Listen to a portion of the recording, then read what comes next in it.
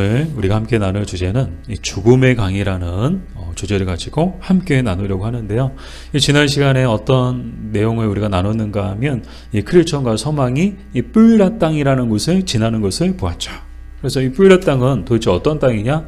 마지막 휴게소 같은 것. 목적지에 도착하기 전에 마지막 휴게소 같은 곳이 바로 뿔라 땅이었다라는 것을 우리가 알았는데요. 중요한 것은 크리스천과 소망이 이 뿔라 땅에서 다시금 힘을 얻고 그리고 순례길을 시작했다는 것이죠. 그럼 오늘은 또 어떤 내용인가? 드디어 이제 죽음의 강, 이 마지막 이 천성의 도시로 가기 전에 이 마지막 코스라고 할 수 있는 이 죽음의 강을 만나게 되는 모습을 보게 되는데요. 제가 질문을 읽어드릴게요. 크리스천과 소망은 죽음의 강에 도착했다. 그곳에는 건너갈 다리가 없었으며 강은 매우 깊어 보였다. 그들은 강을 보며 기절할 지경이었다. 그들과 동행했던 빛나는 이들이 말했다. 당신들은 반드시 강을 건너야 합니다. 그렇지 않으면 천성의 문에 도달할 수 없습니다. 크리스천과 소망은 다른 길이 있는지 물었다. 그들이 대답했다. 있습니다. 그러나 에녹과 엘리야만이 그 길을 허락받았고 이후에 마지막 나팔이 울리기까지는 누구도 갈 수 없습니다. 두 순례자는 실망을 감출 수 없었다. 그리고 강의 깊이에 대해서 물었다. 그들이 대답했다. 깊지 않습니다. 이곳의 왕 되신 이를 믿는 여부에 따라 깊을 수도 있고 얕을 수도 있습니다. 자, 이 내용을 가지고 우리가 함께 나누려고 하는데요. 자, 죽음의 강을 만났어요. 정말 그 이름에 걸맞게 정말 죽음의 강이었던 것 같아요. 보니까 건너갈 다리는 없죠. 강은 매우 깊어 보였죠. 그러니까 크리스천과 소망이 이 강을 보자마자 어떤 지경에 이르렀더라고요? 기절할 지경에 이르렀을 정도로 이 강을 보고 이 강의 모습에 완전히 압도되어는 그런 모습을 보게 되죠. 그럼 이 죽음의 강이 의미하는 것은 무엇인가? 이 죽음의 강이 의미하는 것이 뭘까요? 말 그대로 죽음을 이야기하는데요. 우리 히브리서 9장 27절을 같이 한번 읽어볼게요. 한 번 죽는 것은 사람에게 정해진 것이요 그 후에는 심판이 있으리니. 아멘. 자, 우리가 잘 알고 있는 말씀이에요. 이 죽음의 강이 의미하는 것이 무엇이냐? 바로 죽음을 이야기하는데, 그럼 죽음이란 뭐냐? 사실 이제 그 죽음의 성경적 의미에 대해서는 창세기서부터 우리가 살펴볼 필요가 있어요. 이 아담과 하와가 하나님이 먹지 말라고 했던 선악과를 먹었죠. 근데 죽지 않았어요. 먹으면 반드시 죽는다고 했는데 죽지 않았어요. 그래서 하나님은 그냥 겁만 주시는 것이지 정말 죽이진 않으셨다라고 그렇게 이해하는 분들도 계세요. 근데 잘못된 이해예요. 먹는 동시에 아담과 하와는 죽었어요. 근데 이 죽음이 우리가 일반적으로 생각하는 육체적 죽음을 이야기하는 것이 아니고, 이 죽음에는 여러 과정과 단계들이 있는데, 이 여러 과정과 단계들 중에서 아담과 하와가 맞이한 죽음은 어떤 죽음이냐? 바로 영적 죽음을 이야기하는 거예요. 영적 죽음이란 뭔가? 하나님과 관계가 단절되는 것, 하나님으로부터 끊어지는 것, 그것이 영적 죽음인 거예요. 이전까지만 해도 아담과 하와와 하나님의 관계는 어떤 관계였어요? 에덴 동산에서 정말 화목한 관계였어요. 서로가 서로를, 하나님은 아담과 하와를, 아담과 하와는 하나님을 그렇게 기뻐하며 즐거워하며 그렇게 행복하게 지냈죠. 그러나 이 죄로 인해서, 이 죄가 본질이 뭐예요? 불순종이죠. 하나님의 말씀에 불순종. 그래서 그 죄를 지음을 통해서 영적 사망이 이르게 된 거예요. 하나님과의 관계가 단절되고 또 에덴 동산에서 추방되게 되죠. 이것이 영적 죽음이고요. 죽음에는 여러 국면들이 있는데, 아담과 하와가 맞이한 1차적 죽음은 영적 죽음, 그리고 2차적 죽음을 또 맞이하게 되죠. 2차적 죽음이 뭔가 하면 육체적 죽음을 맞이하게 되죠. 아담과 하와가 지금도 살아있나요? 아니요. 죽었어요.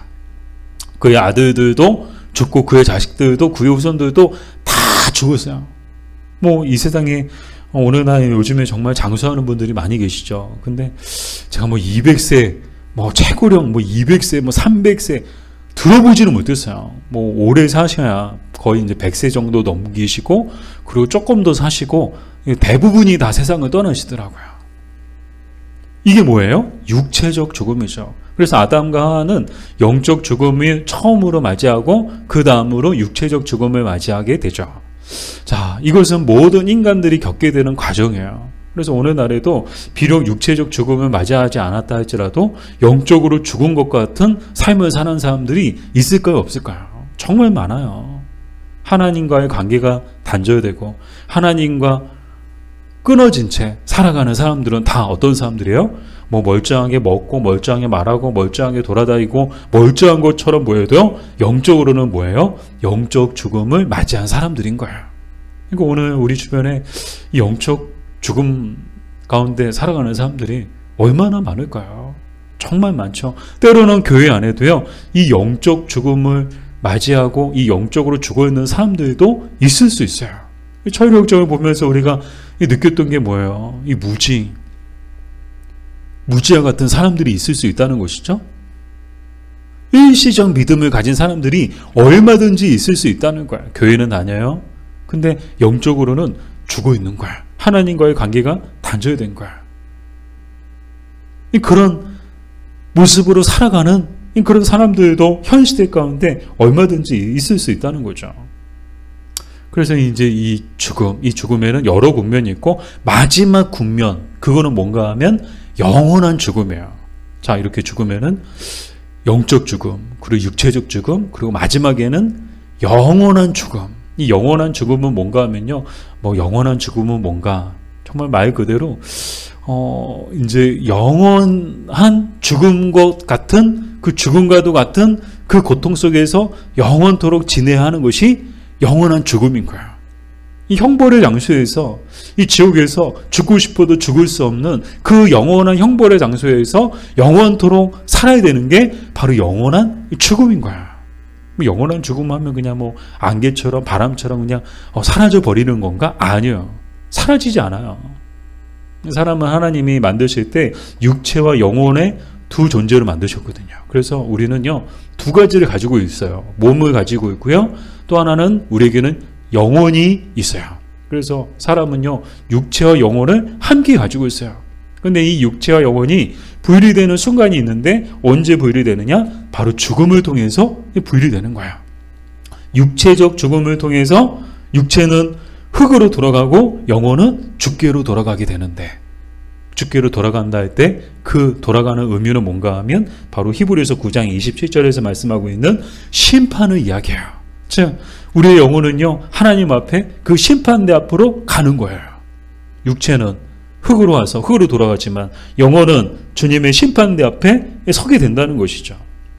자, 그래서 이제 이 죽음의 강이 의미하는 것이 무엇인가? 그것은 육체적 죽음을 의미한다. 크레천과 소망이 천성의 도시로 가려면 반드시 이 강을 건너야 되는데 문제가 뭐였어요? 다리가 없는 거예요.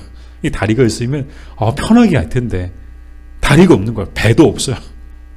어떻게 해요? 수영을 잘해야 돼? 수영도 못해요. 다른 길이 있냐고 묻죠. 그랬더니 빛나는 이들, 천사들이 얘기하죠. 에녹과 엘리야만 갈 수 있었던 그 길이 있었다. 근데 이 정말 말 그대로 에녹과 엘리야만 그 길을 갈 수 있고 그 이후에는 누구도 갈 수 없다. 다만 마지막 나팔이 불면 그때는 이 죽음의 강을 맞이하지 않고 이 죽음의 강을 건너지 않고 바로 그냥 천성의 도시로 들어가게 될 것이다. 희망적인 얘기를 해주죠. 근데 이 마지막 나팔이 언제를 얘기하는가 하면 예수님의 재림의 때를 이야기해요. 근데 예수님의 재림의 때가 언제일까요? 아무도 몰라요. 아버지만 아시죠? 하나님만 아세요. 그러니까 사실상 이제 크리스천과 소망이 선택할 수 있는 그 선택지는 그냥 건너는 수밖에 없는 거야. 예수님의 그 마지막 나팔 불 때까지 거기서 그 죽음의 강 앞에서 언제까지 기다릴 수도 있는 것도 아니고 천성의 도시로 가는 것이 목적인데 이 천성의 도시로 가려고 한다면 반드시 이 죽음의 강을 건너야 한다는 것이죠. 그래서 이제 결국은 이 죽음의 강을 건너는 모습을 보게 되죠. 사랑하는 여러분, 우리도 언젠가는 이 죽음의 강을 만나게 될 것입니다. 근데 문득 그런 생각도 들었어요. 꼭 이렇게 죽음의 강을 다 맞이하는 건 아니고, 혹 우리들 중에 정말 마지막 나팔이 불 때 그 마지막 나팔 소리를 듣고 이 죽음의 강을 건너지 않고 바로 다이렉트로 하이패스로 바로 다이렉트로 정말 천성의 도시로 들어가는 사람들도 있지 않을까? 저는 그런 생각도 들어요. 왜요? 정말 마지막 나팔, 예수님의 재림의 때는 그 재림의 때가 내일일지 내년일지 아무도 모르거든요. 중요한 건 그 마지막 나팔이 언제 분다는 걸 우리는 모르기 때문에 우리도 언젠가는 이 죽음의 강을 만나게 된다는 것이죠. 이 피할 수 없는 강을 만나게 된다는 것. 자, 그래서 강의 깊이가 얼마나 되냐고 이제 물어보죠. 이제 뭐 마음을 먹었어요. 어쩔 수 없구나. 강을 건너야 되겠구나. 뭐 건너는 길 밖에는 다른 길이 없구나. 돌아갈 수 있는 것도 아니고 뭐 마지막 나팔 불 때까지 뭐 하염없이 기다릴 수 있는 것도 아니고 뭐 건너야 되는데 그럼 깊이가 어느 정도 되냐고 물어보죠. 그랬더니 자, 뭐라고 얘기해요? 왕 대신 이를 믿는 여부에 따라 깊을 수도 있고 얕을 수도 있다고 이야기를 해요. 중요한 얘기를 해요. 자, 이곳에 왕 대신 이를 믿는 여부에 따라서 이 강의 깊이가 깊을 수도 있고 얕을 수도 있다는 거예요. 그러니까 상대적이라는 거죠. 그 사람에 따라서 강을 건너는 이건 우리가 이제 상식적으로 이해하면 이해하기가 좀 어렵지만 우리가 이제 성경적으로 또 영적으로 이해하면 충분히 이해가 돼요. 우리가 일반적인 강은 딱 정해져 있죠. 깊이가 딱 정해져 있어요. 저도 해군 생활할 때 해도라고 있거든요. 뭐 땅은 지도가 있지만 바다에는 해도가 있어요. 해도. 바다의 지도 같은 거죠. 그리고 거기 보면 막 이렇게 수심도 다 나와요. 수심이 얼마, 어디로 가면 얼마, 어디로 가면 얼마. 그래서 바다라고 해서 다 그냥 깊은 게 아니에요.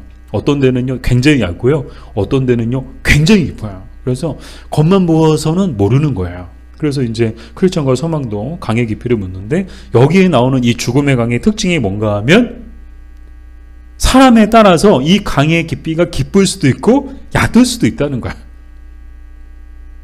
그러니까 들어가 봐야 된다는 거야. 그래서 이 크리스천과 소망이 들어가서 그 크리스천과 소망의 그 믿음에 따라서 깊을 수도 있고 얕을 수도 있다. 자, 마태복음 14장 29절에서 30절까지의 말씀이 정말 오늘 이 내용을 잘 설명해 주는 말씀이라고 생각했는데요. 우리 같이 한번 읽어볼까요?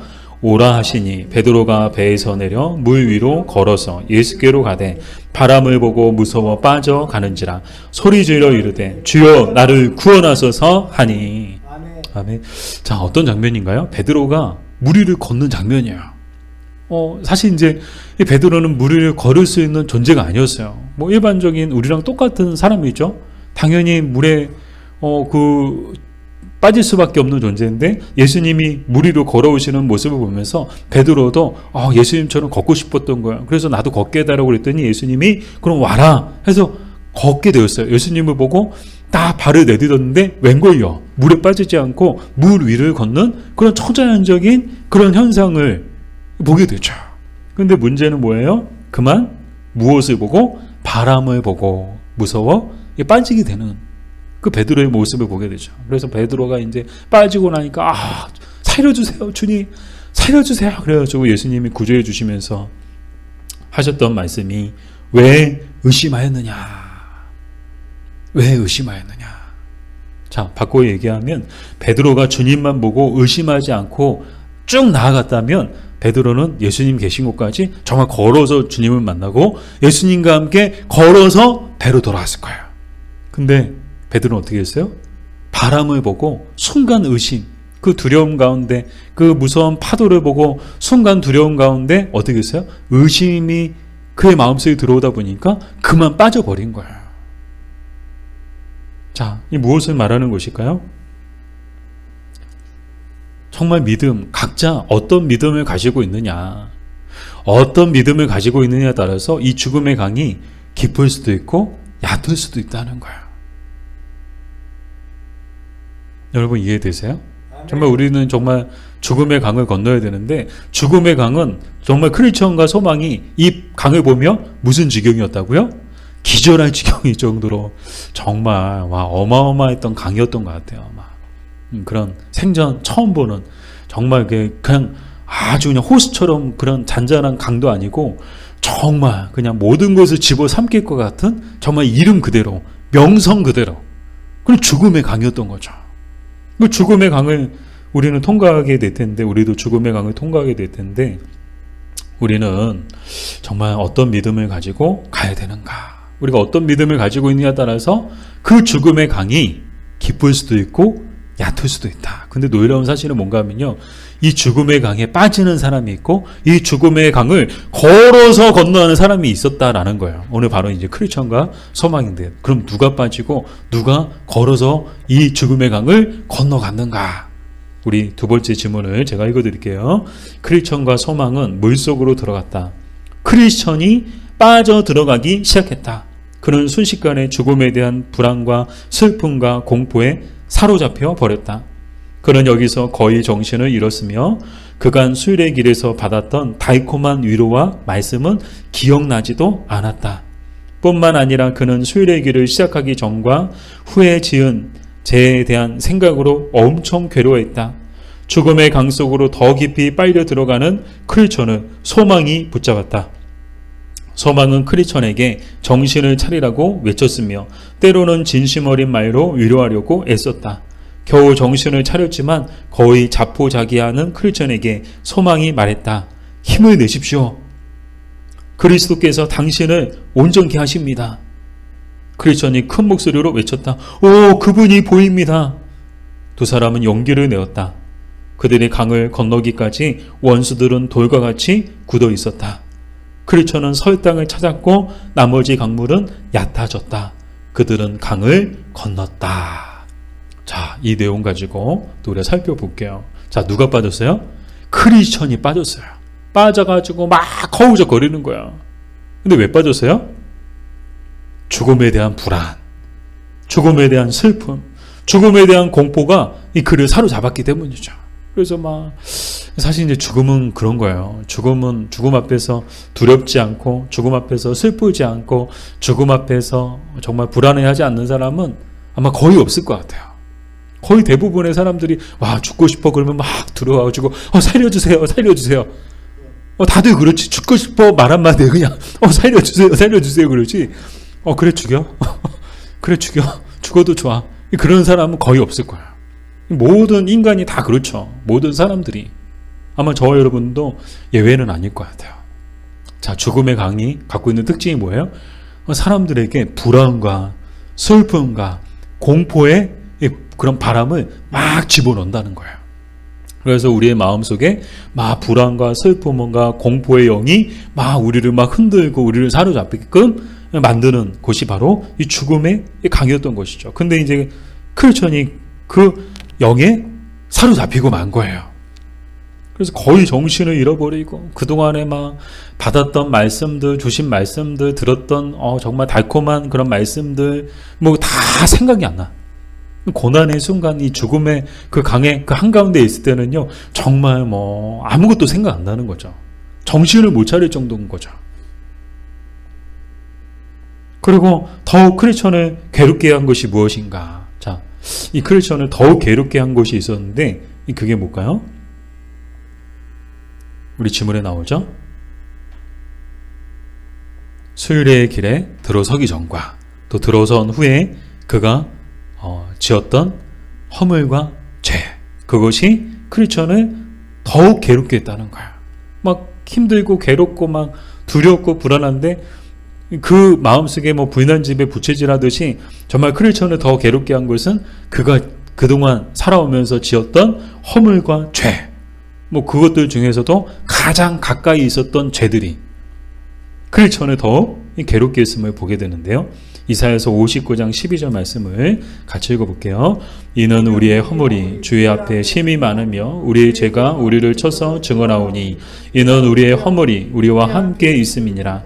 우리의 죄악을 우리가 아나이다. 아멘. 자, 그동안 지었던 죄들이 크리스천의 마음을 참 괴롭게 하고 힘들게 하는 거야. 그래서 완전 죽음의 강에 더 깊이 빠지게끔 더 깊은 곳으로 막 밀어넣고 있죠. 막 발버둥 치면 칠수록 더 마치 늪에 빠진 것처럼 발버둥 치면 칠수록 더 물속으로 깊이 빠져 들어가는 것 같은 그런 괴로운 지경에 이르게 되었는데, 무엇보다도 크리스천의 마음 가운데 가장 괴로웠던 건 뭔가 하면 바로 수일의 길에 들어섰을 때 가장 최근에 있었던 큰 사건. 자, 이 크리스천이 가장 최근에 그가 가장 크게 실수했던 그 실수가 있었는데 여러분 기억나세요? 수일의 길을 잘 가다가 소망하고 크리스천하고 수일의 길을 잘 가다가 쉽고 편한 길을 찾다가 그만 어디로 간 거예요?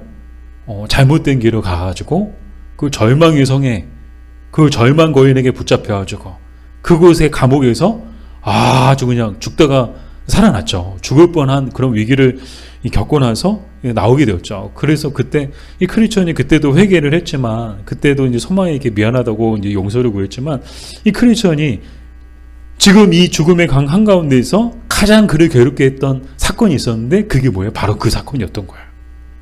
내가 수일의 길에 막 오면서 이 소망하고 같이 잘 오다가 나 때문에 그냥 소망도 죽을 뻔하고 나 때문에 막 이렇게 수일의 길에서 정말 낙오될 뻔하고 뭐 그것 때문에 이 자책감이 이 크리스천을 더 괴롭게 한 거야.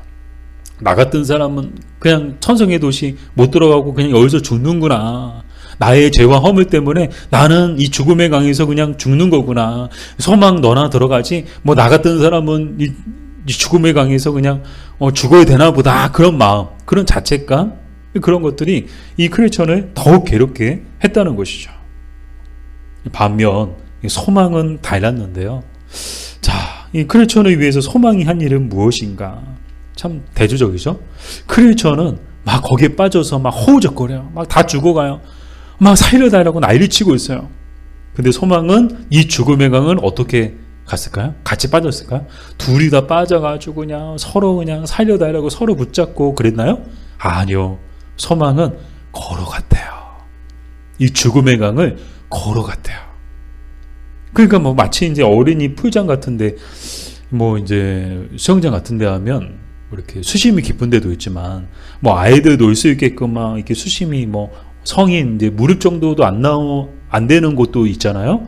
마치 이 소망은요, 마치 어린이 풀장 지나가듯이 이 죽음의 강을 지나갔는데 똑같은 이 죽음의 강을 지나가는데 지금 크리스천은 어떤 모습이에요? 거기에 빠져가지고 허우적거리고 다 죽어가는 거예요. 그랬더니 소망이 한 일이 뭐예요? 붙잡았죠. 그런데 이런 차이가 나는 이유가 뭘까요? 앞에서 얘기했던 것처럼 믿음의 차이인 거예요. 크리스천과 소망의 믿음이 달랐던 거예요. 똑같은 강을 건너는데 크리스천은요 빠져서 허우적거리고 다 죽어가는데 소망은요 마치 걸어가듯이 이 죽음의 강을 건너갔다는 거예요. 믿음의 차이인 거예요. 우리가 어떤 믿음을 가지고 믿음의 확신을 가지고 사느냐에 따라서 우리가 만나게 될 죽음의 강도 우리는 아마 이렇게 건너가게 될 줄 믿습니다. 이왕 어차피 건너야 될 강이라면 여러분 크리스천처럼 건너고 싶으세요? 아니면 소망처럼 건너가고 싶으세요? 당연히 소망처럼 건너가는 저와 여러분 되기를 바랍니다. 자, 그러면서 소망이 한 일이 뭐예요? 혼자만 쟤 왜 저래? 그러면서 쟤 왜 저래? 나는 나의 갈 길을 가야지 하고 갔나요? 아니요. 소망은요 정말 의리가 있었어요. 사랑하는 여러분, 정말 믿음의 사람들은요 의리가 있어야 돼요.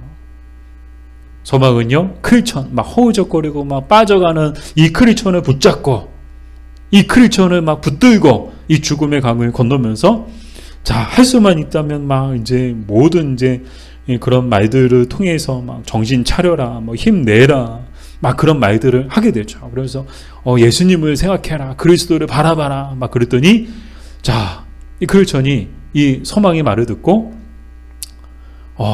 주님을 보게 되죠. 그래서 거기서 용기를 얻어가지고 같이 이 죽음의 강을 건너는 모습을 보게 되는데요. 우리 로마서 8장 38절에서 39절까지의 말씀을 같이 읽어볼게요. 내가 확신하노니 사망이나 생명이나 천사들이나 권세자들이나 현재일이나 장래일이나 능력이나 높음이나 기쁨이나 다른 어떤 피조물이라도 우리를 우리 주 그리스도 예수 안에 있는 하나님의 사랑에서 끊을 수 없으리라. 아멘. 자, 아마 소망이 이 말씀을 했을 것 같아요. 이 말씀을 하면서 결코 우리를 하나님의 사랑에서 끊을 수 있는 것은 없다. 사망도 우리를 끊지 못할 것이다. 천사들도 끊지 못할 것이다. 바꿔 얘기하면 우리는 반드시 이 죽음의 강을 건너갈 것이다. 그러니까 힘을 내라. 용기를 가져라. 믿음을 가져라. 그랬더니 어떻게 했어요? 크리스천이 믿음을 갖게 되니까 어떻게 됐어요? 그제서 발이 닿는 거야. 저는 이제 혼자 되게 웃겼어요.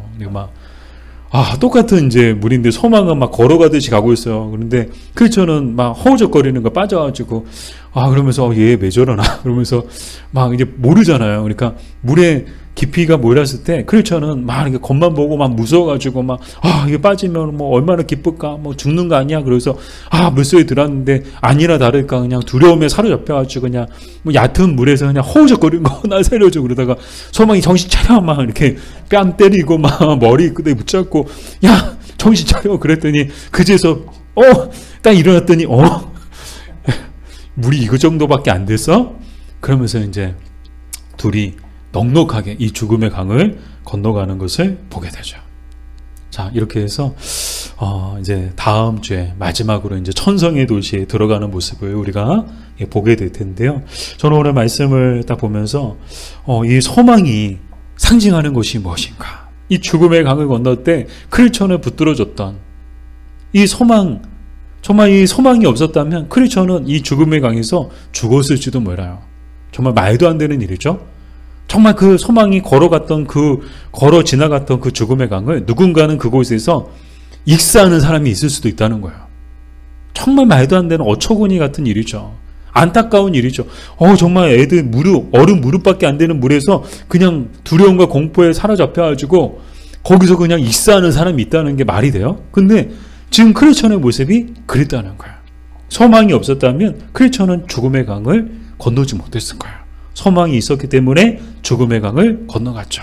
이 소망이 상징하는 것은 바로 예수 이 그리스도이신 줄 믿습니다. 그러니까 소망이 있는 거예요. 크리스천에게는 누가 있었어요? 소망이 있었다고요. 사랑하는 여러분, 오늘 우리에게는 누가 계실까요? 바로 예수님이 계신 줄 믿습니다. 예수님이 우리의 유일한 소망이시고 최고의 소망이신 줄 믿습니다. 그러니까 우리는 두렵지 않은 거야. 참 든든한 거야. 우리 인생에 참 외롭고 힘든 길이죠. 근데 누가 우리와 함께하고 계시는가? 예수님이 우리와 함께하고 계시는 줄 믿습니다. 우리의 유일한 소망이시요 최고의 소망이신 예수님이 늘 항상 저 여러분과 함께하고 계시는 줄 믿습니다. 정말 얕은 물가에서 빠져가지고 죽는 것 아니야. 슬픔과 공포와 두려움이 사로잡혀 있을 때 정말 우리를 붙들어주고 우리를 살려주고 우리를 위로해주는 분이 바로 예수님이신 줄 믿습니다. 아멘. 나아가 우리도 이 땅에 소망이 되어야 하는 줄 믿습니다. 누군가의 소망. 크리스천에게는 소망이 있었대요. 사랑하는 여러분, 저와 여러분도 누군가의 소망과 같은 존재가 되었으면 좋겠어요. 아멘. 그래서 죽어가고 슬픔과 두려움과 공포 가운데 있는 사람들을 위로하고 붙들어줄 수 있는 정말 이 시대 정말 우리나라를 보더라도 정말 어떤 사람들이 이 시대에 필요할까요? 정말 혼란스럽고요. 막 걱정되고요. 모든 사람들이 막 두려워하고요. 불안해하고요. 정말 이때 소망과 같은 사람들이 정말 많았으면 좋겠습니다. 우리나라에 소망과 같은 크리스천들이 많이 있어가지고 정말 불안하고 두려움 가운데 있는 사람들을 위로하고 그들을 붙들어주고 또 그들을 바른 길로 인도할 수 있는 구원의 길로 인도할 수 있는 그래서 하나님을 기쁘시게 하고 사람들을 행복하게 하는 저 여러분 되기를 주님의 이름으로 축복합니다. 아멘.